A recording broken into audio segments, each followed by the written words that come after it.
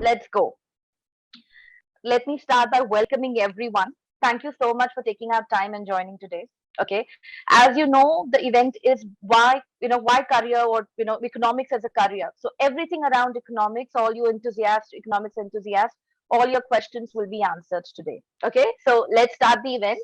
And let me introduce Dr. Parinaz Mehta here. So Dr. Parinaz Mehta is an assistant professor with NMIMS. She has done PhD in economics from Mumbai School of Economics and Public Policy in 2018. Her PhD topic was understanding common pool resources with references to communal resources in Maharashtra. She has almost a huge teaching experience, and she's here to answer all the questions related to economics. And over to you, Parina. Thank you so much for taking out time and coming and speaking to us today. Thank you so much. I'm very happy to be on board addressing students of 11th and 12th who are so keen on taking up economics as a career choice. Absolutely. And they all are economics enthusiasts. I know a lot of them who are actually applying for colleges for economics, and I'm sure having questions not only to understand what exactly their career path would be, but the questions are also to understand the subject, what they are entering to, and what it shouldn't be anything hunky dory. They should know what exactly they are getting into. So we have a lot of keen students here. So can we start with the first question? Yeah. Okay. So Parinaz, I am sure a lot of students here are aware of the fact that economics is something we do study in school. Yeah. Okay. So what exactly, this is something which actually I want to learn, because what I learned in my school days, okay, the economics which was there in the school days, and then in the 11th and 12th, how economics is different, in terms of the 11th and the 12th, and then when you actually go with your graduation in the UG, what exactly is the difference? So I would first like to say over here that economics is much more than micro and macro. I think the standard definition that most students feel that, economics is only macro and micro. But, it's more than macro and micro. And more than being a subject, I think it is a way of life. Economics is around us. It's everywhere. And it's a science of making choices. So wherever you have to make a choice, wherever you have to optimize your choice, wherever you have to fulfill your desires and wants, and you want to optimize them, that's where economics comes into the place. So it's not a field which is applicable only to the industry. It's a field which is applicable today to the media industry also, to law also. So I think most disciplines have come from economics. So without economics, you cannot study history, you cannot study political science, you cannot study journalism. You have to study economics to understand all these subjects. So unless and until you're doing physical sciences, but these days even physical sciences have a very strong correlation with economics. I think this would be a little out of context I'm talking, but there is a lot of research going on as to what is the connection between physics and economics, and how concepts of physics can be applied to economics. So I think the area is vast, and what is being taught in the school is very myopic, is mostly taught from exam point of view. I think when you enter into college, you will get a completely different picture of economics and how interesting it is. In school, it's made so boring, and students are scared to death कि नहीं तुम्हें diagrams बनाने हैं, तुम्हें ये करना है, तुम्हें वो करना है. No, I think if you show students the right direction and you tell them what it is all about, they would definitely make the right choice of whether they want to opt for economics or they don't want to opt for economics. Okay. I think I would one of the students who actually would not really like kind of drawing the diagram. And amongst all you economics enthusiasts here, I am the person who's actually understanding more about economics. Okay. So my next question here, Parinas, would be that based on the 11th and 12th, because here right now we have students who are mainly doing 11th and 12th standard. Okay. So with this particular, perspective of economics, what they are getting right now, will it be logical for a student to actually opt for economics in their graduation, or take it as a subject, as a graduation when they kind of move to FI, TY, or, when they are trying to complete the graduation? Well, see, there are two things over here. One is that students opt for this subject after 11th and 12th, thinking that it has more employability than other sciences. I mean, students feel that rather than doing commerce, let me do economics because there are higher chances of me getting a better job or a better employability. The other is some actually do it out of interest. Okay, they feel that they really have those abilities that an economist has, and that's why they want to opt for this. So I think before you step into this particular subject, you need to understand that you do any kind of science. You, let's say you do a BSc in physics, or you do a BA in economics. Today, doing only graduation actually does not fetch you a job. That's the first thing. So entering this field from the perspective of having better employability should not be the only criteria. Okay, there are some skill sets that you should see whether you have or not. So let's say you are interested in understanding how the economy works, how the industry works, or how overall people in the economy make choices. What are the tools and techniques that will help me to understand why people are making the choices that they actually do. I would, let's say I would want to understand how an economy is developing. What are the different tools, or what are the different patterns that you see in a developing economy that you don't see in an underdeveloped one. So if you are interested in these kinds of areas where you feel you have critical thinking ability, where you can come up with analysis, where you can make suggestions, where you can understand how people behave the way they actually behave, then you should be entering into this field. I was saying that, a student who's pursuing their 10th or let's say 12th don't have much of a perspective of whether they, should choose economics or not.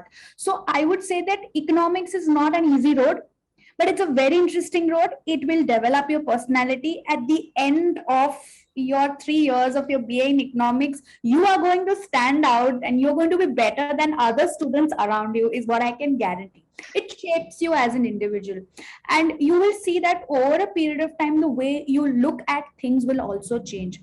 So don't treat economics only as a subject that will enhance your intelligence, but your whole personality will develop. Yes, so it's more about getting into um, you know it's all about getting into the mold of being a future economist.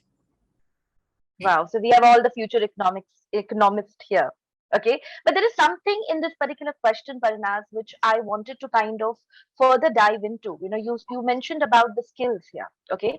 What I wanted to understand is what skill a student, you know, should have to opt for economics. Is there a prerequisite which colleges look at? Because like you said, now colleges do have a lot of entrance exams, so when it comes to uh, they do take PIs. There is a kind of whole thing attached to it. So there is certain skills which a person or individual, a student need to have to opt for economics. Yeah. So firstly, I would say that economics is a very different world, and which part of that world do you want to belong to depends on you. But I would like to put a disclaimer over here that a lot of people enter into arts.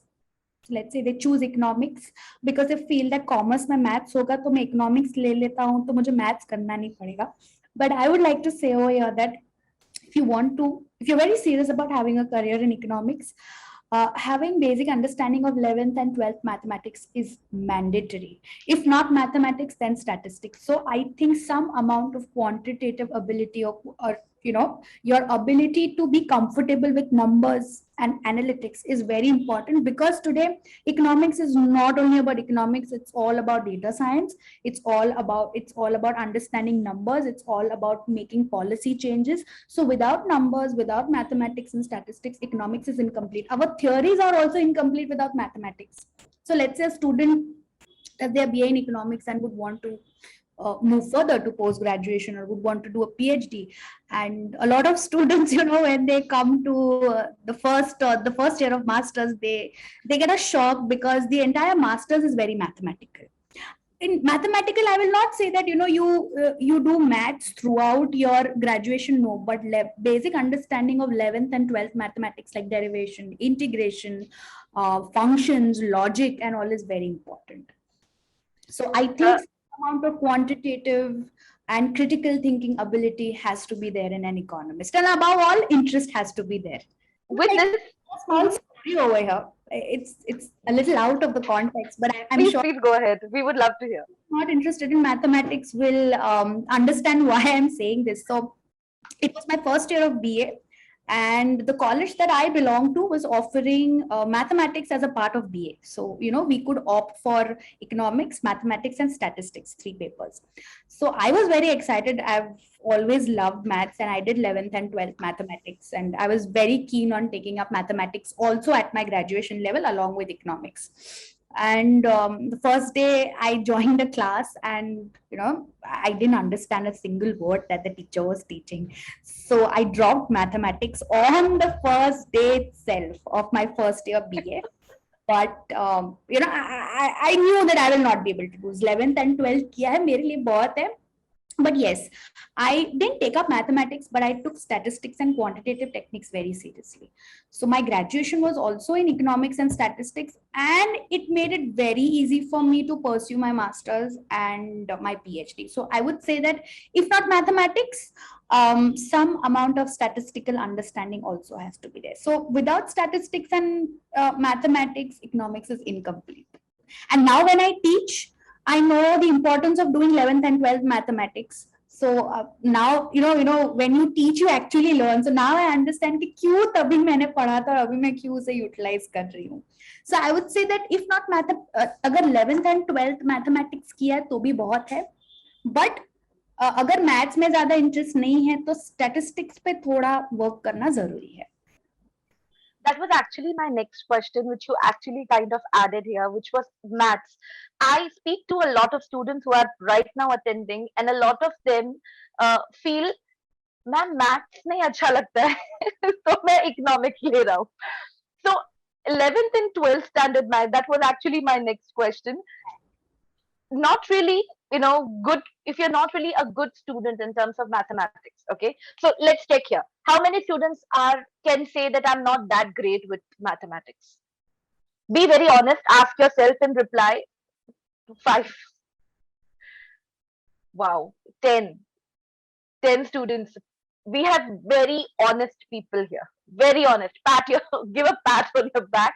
So we have almost 10 students who are very open and in kind of telling that they are not too good with mathematics. Okay, so is it okay with 11th and 12th standard if they are not that great with mathematics? Economics would still be, will that be, they would still be able to complete what they are starting?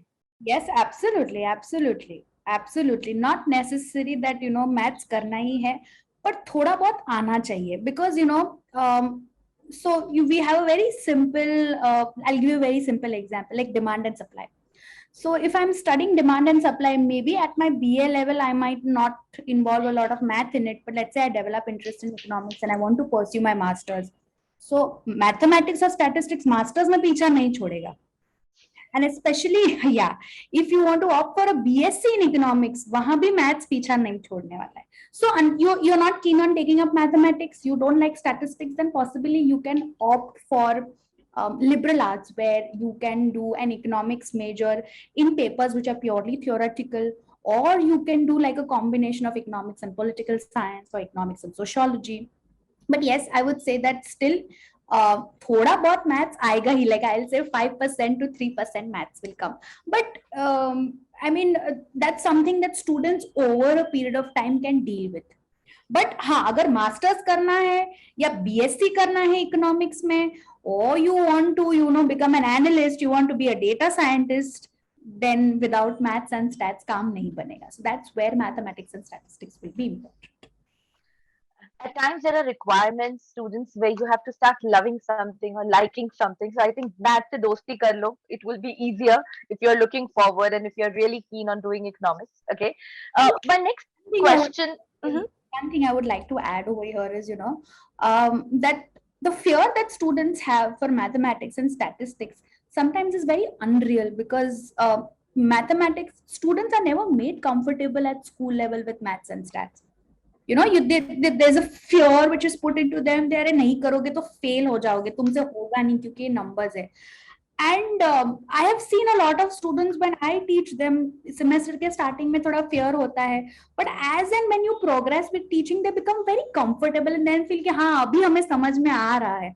So I think students should not be scared. It depends on who's teaching you and who are you approaching for an explanation. That is also very important. Great, great. Moving to the next question, after coming to a conclusion that mathematics is something we have to be friends with, what is the academic opportunities our students can actually look at, Parinas, when it comes to economics are concerned? Considering all the students here we have, with us are looking at economics as their career options or would be opting for economics. Right. What academic opportunities they can look at?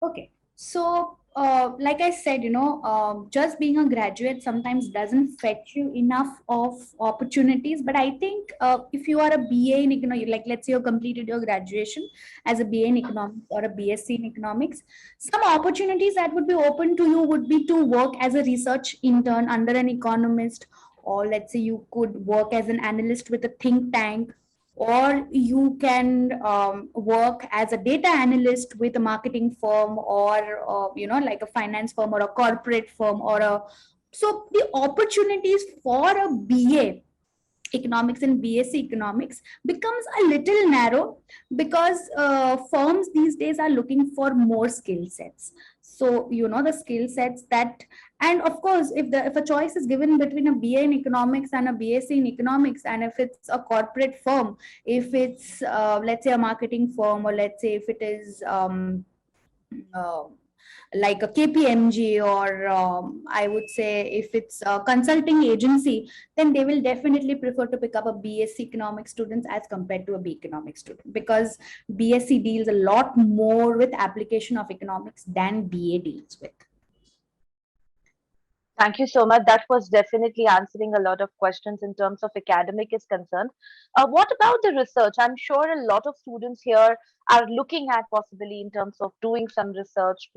You have also, if I understand correctly, have been a part of a lot of researches. So, what are exactly in economics we look at the research opportunities?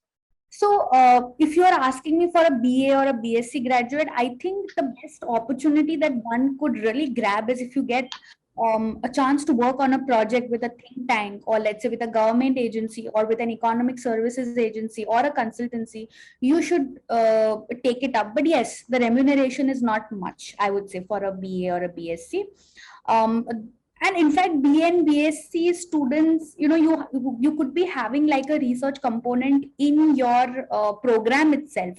So now it depends from college to college. Some colleges don't have a research component, some have a research component. So students who have dealt with a research component, have done some research, have worked with little bit of data, have, let's say, published like a small paper or something, again they stand a higher chance. So it depends whether at your undergraduate level some research component has been covered or not. But even after being covered, the opportunity or the work, the kind of work that a BA or a BSc student would have to deal with would probably be read some research papers, and like accumulate all the knowledge, provide it to their subordinates, do some simple analytics, like do some calculations on mean, median, mode, standard deviation. So a lot of manual work comes to a BA or a BSc students, where you are being put into that environment where you do the most basic level of research. So advanced level of research is definitely done by people with higher positions. But yes, I mean, if somebody wants to have a career in research, this is how one would start with. So when I started with research, we used to only first do some sorting of data in the Excel sheet, and arrange the data and give it to our profs.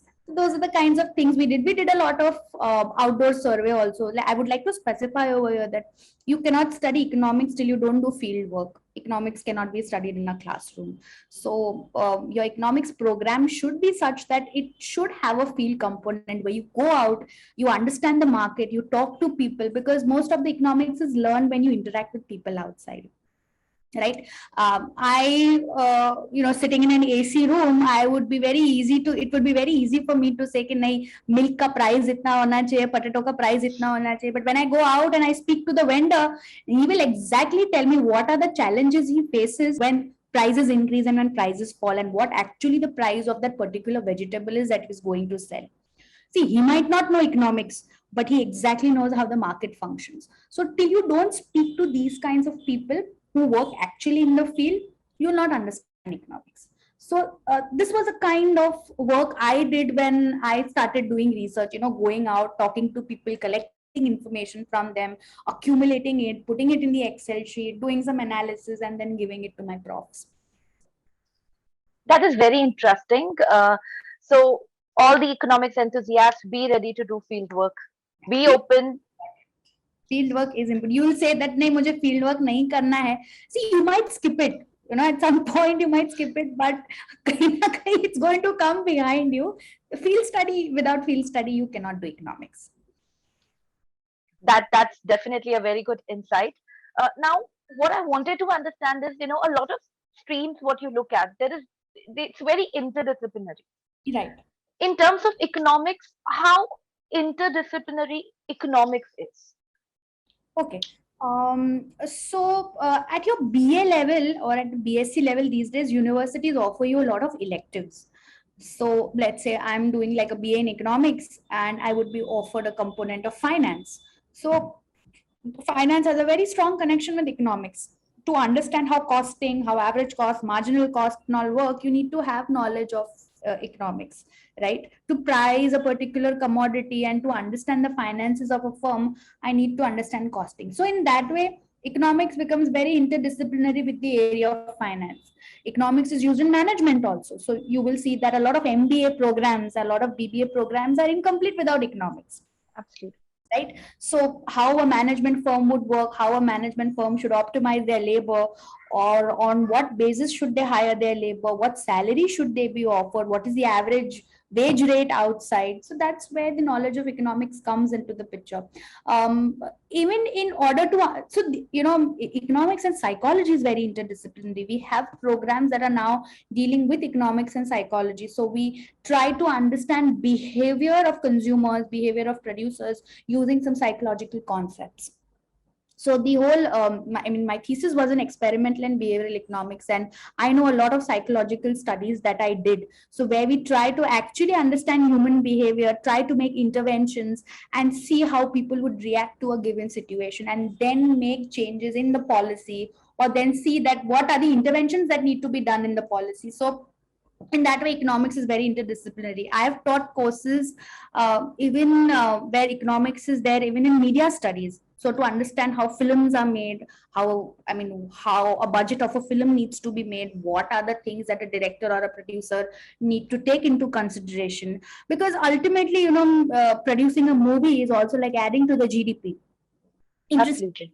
Our film industry is the biggest industry and it contributes only 3% to the GDP. So sadly, most of the work done in the industry is never accounted for.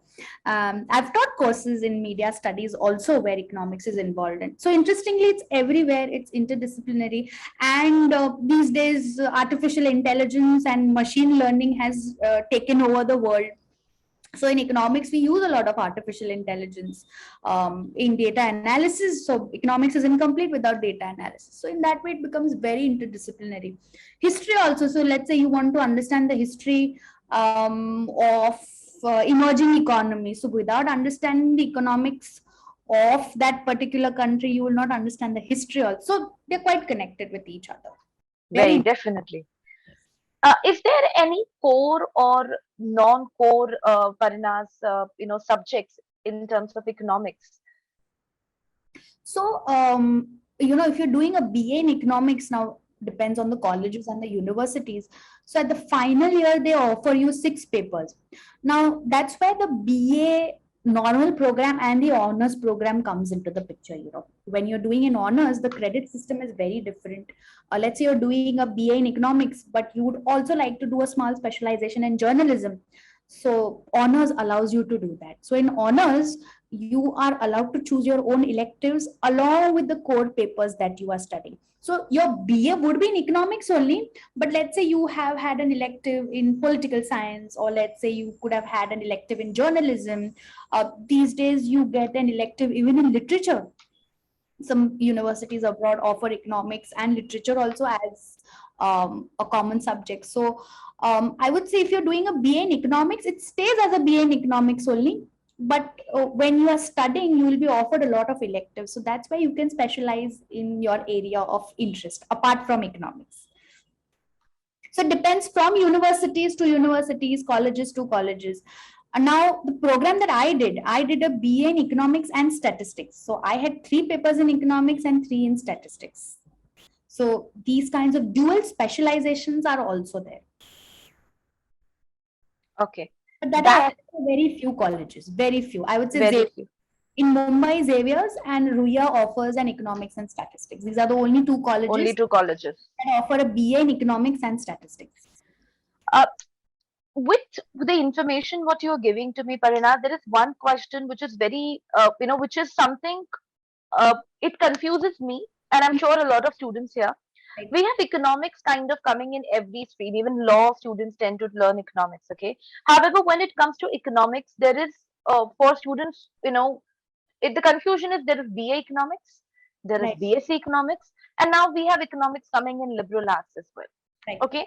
What exactly is the perspective of a student who would be going for a BA economics, BSc economics, or possibly liberal arts, and how it is different from each other? Okay, so I would first like to answer what is BA in economics. So when you only do a BA in economics, in your final year, you are supposed to appear for 6 papers, which are core economics. Okay. It's only economics, and you don't have a chance of opting for many electives only. Only those electives you can select which the college is likely to offer you. So let's say, there could be one option like, let's say I have 4 compulsory papers. Okay, I'm just giving you an example. You have 4 compulsory papers, and let's say the 5th paper, there could be only 2 options. So for the 5th paper, only 2 options are available for you. Rest all papers are compulsory. So in a BA economics program, you don't have too many choices being offered to you. So it's like a simple economics program, and also from the syllabus point of view, the credits that are allotted to each subject are different. So throughout your 3 years of your BA, you are supposed to complete certain credits. So in a normal BA economic program, the credits are actually lesser than a BA economics honors. Now, BA economics honors is a very rigorous course. Okay, so now over here, what happens in the first year, the student is opting, let's say, for 4 core papers. Okay, now after these 4 core papers, you will have one elective which has a credit. So let's say, like I said, finance, or let's say the college would be offering a skill enhancement course like Excel, right? So let's say Excel would be given to you, or depending on the college, some colleges offer languages as an elective, right? So let's say you have a skill enhancement paper along with these 4 core papers. Then you have an elective which is non-core. So there could be one paper which would be meant for the personality development of the student, but might not hold too many credits. So uska exam nahi hota hai. Jahan credits involved nahi hota hai, exams are not held. Sometimes a university can also offer you like a continuing education component. So let's say a student who is doing a BA in economics would also be interested in photography, or let's say that student would be interested in fashion designing, or would be interested in understanding how human rights are, function.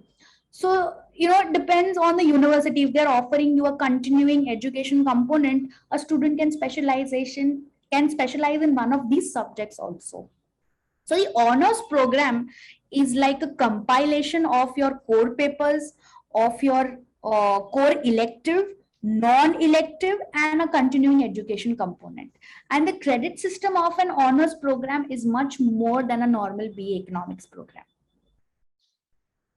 So a student opting for an honors program might get a lot of choices when it comes to selecting papers of their choice. So let's say I come in the 3rd year, and in the 3rd year, I have one compulsory paper like development economics. Now, along with development economics, some students would be interested in studying statistical methods. Some would be interested in studying Indian economy. Some would be interested in studying public policy. So 4 to 5 electives are given, and the student has a choice of selecting any elective of their choice. So this choice of choosing electives as per your convenience happens only in an economics honors program. A BA economics program is a little restricted, and not too many choices are available than how an honors program is. So an honors program is more rigorous, and it allows the student to get trained almost in all types of subjects related to economics. So all allied subjects of economics. All right. Okay. That was quite, quite a detail, Parinas. Yeah. Uh, So, in and BSc, I would like to say over here, how is BSc different from BA? Now, in BSc, you will have a lot of applied subjects, lot of application of economics. So everybody knows about microeconomics, right? But nobody has heard about intermediate economics or intermediate microeconomics. So when you do a BSc, you study the basic component of micro, you study the intermediate as well as the advanced level of micro. So all three levels of a particular subject is being taught in BSc economics, and in BSc economics, mathematics and statistics are a must. Are a must. Because if you're doing applied economics, you're doing advanced, you're doing intermediate, mathematics will be there. with this particular thing, I just wanted to understand: is BSc Eco or BA Eco? What is a better option? I would say it depends on your interest. If you are looking forward to having a very serious career in economics where you want to enter into policy making, or you're very good in mathematics and statistics and you want to enter into the application part of economics, BSc is a better choice than a BA in economics. But all said and done, I would like to say over here is that I am a BA in economics, and I certainly don't find any difficulty in competing with a BSc in economics. So I And think say over here that you would appear to be more intelligent if you're taking a BSc in economics. Even a BA in economics is equivalently intelligent than a BA. But it depends. I mean, in BSc, yes, a lot of application is there, and your intelligence appears to be a little different in BSc. But let me tell you, when students pass out, it's very difficult to identify who's from BA and who's from BSc. It all depends on you as a person and how you are going to approach the subject. this is something which I would completely agree with Parinaz. So once I understand right now it's all around academics and everything is about subject. But once you get into, once you pass out, once you take up, your job, it would be very difficult for you because half of the time you really don't know the qualification. It's what you do on the ground level, what you present, what you actually work is actually shows up. So this is something. Thank you so much, Parinaz. That was really, very insightful. My next question actually is related to a lot of questions we are getting right now. Okay, in terms of the difference, what you explained. What exactly is the corporate opportunities which are available, in terms of career opportunities, the corporate opportunities which is available around economics? Okay. So the corporate opportunities over here available to you would be that you start with the position of a data analyst. Okay. So that's the first level of position that would be offered to you if you enter corporates. More than corporates, I would feel that a consulting agency is more likely to hire an economist. But these days, there is a new fashion that has come out in the industry, that you need a chief economist within an industry. So I would say over here that I think the most basic level of position that is offered to a B economic student would be that of a data analyst, and then possibly then you can move to a research analyst, then a research associate, and then like an economist, then you become the chief economist. So that's how the progression happens. Okay, so analyst is something what they would be looking at. Yes. uh, when it comes to the three fields what we look at, because we have students here would either opt for BA economics, BSc economics, they would either take economics honors. I Yeah. have a lot of students who are actually looking at doing honors in economics and liberal arts, economics and liberal arts. Right. So if we have to divide these three streams and kind of look at career opportunities, Parinaz, what they would look at as they are different from each other in terms of perspective? Not really. I would Not really. Okay. over here, not really. There's no difference. Because Okay. you see an economist as an economist, and they would offer you the same position. And maybe let's say once you enter the firm and they realize that you really have those different skill sets, or you're different from the rest, positions can be created also. So I would say कि ऐसा नहीं है कि जिसने liberal arts किया है, that person stands less of a chance of getting hired. No, all are equal. All are equal. So in Okay, terms of career prospects, they are the same. They don't appear to be much different from each other. This is my experience of the world outside. I mean, Google would be telling you 10 different things, but this is my perspective of the world outside, that it doesn't, ultimately you are an economics graduate, so you will be offered opportunities around what others are being offered. great. Now, this is something which was asked by one of the students. Can a student opt for economics honors after 12th if that's possible? Economics honors student, what will be the career opportunities which would be available? Okay, so after 12, you can opt for economics honors, but not, especially if I don't know which city she's from. If she's from Delhi, then Delhi School of Economics or most colleges in Delhi offer an honors program. In Mumbai, there are very few places. So one, Amity University offers an honors program, but we have our colleges also where there are no honors program. It's a pure BA economics program. NMIMS offers, but I'm not, because I don't belong to the School of Economics. I'm with the School of Law. So whether they offer an honors program or not, I'm a little unsure about that. But their BA and BSc program is also very good. So it Great. doesn't matter whether you do an honors or you don't do an honors.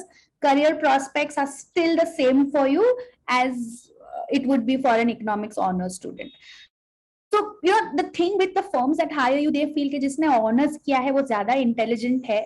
That's the only reason why an honors student is more likely to get picked up. But let me tell you, the prospects are the same. I have not seen any difference. It depends from student to student. I have seen students way smarter doing a BA economics program, getting hired before doing somebody who's done an economics honors. Yes, Okay.